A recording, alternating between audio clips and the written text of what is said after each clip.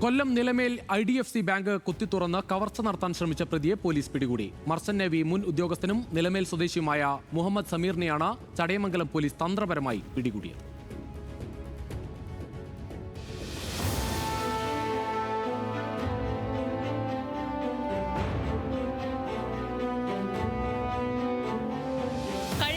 രാവിലെ ബാങ്ക് തുറക്കാൻ ജീവനക്കാർ എത്തിയപ്പോഴാണ് ഷട്ടറിന്റെ പൂട്ട് തകർത്ത നിലയിൽ കാണപ്പെട്ടത്.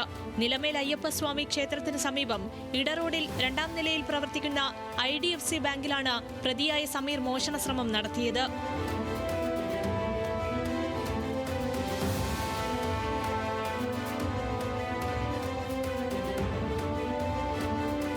സംഭവത്തിൽ പ്രദേശത്തെ വിവിധ CCTV ദൃശ്യങ്ങൾ കേന്ദ്രീകരിച്ച് നടത്തിയ പരിശോധനയിലാണ് പ്രതിയെ പോലീസ് തിരിച്ചറിഞ്ഞത്.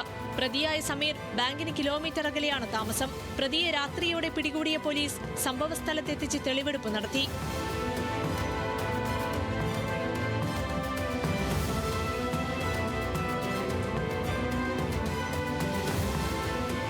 ബാങ്കിന്റെ വാതിൽ തകർക്കുവാനായി സമീർ വൈദ്യുതി ഉപയോഗിച്ചത് എങ്ങനെയാണെന്ന് അന്വേഷണ സംഘത്തിന് കാട്ടിക്കൊടുത്തു.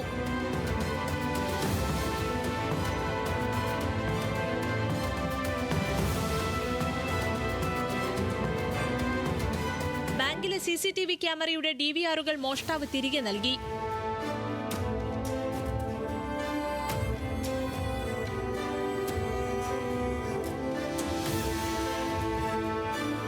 ചടയമംഗലം പോലീസിന്റെ സമയോചിതമായ ഇടപെടലിനെ തുടർന്നാണ് പ്രതിയെ പിടികൂടാനായത്. ന്യൂസ് മലയാളം, കൊല്ലം.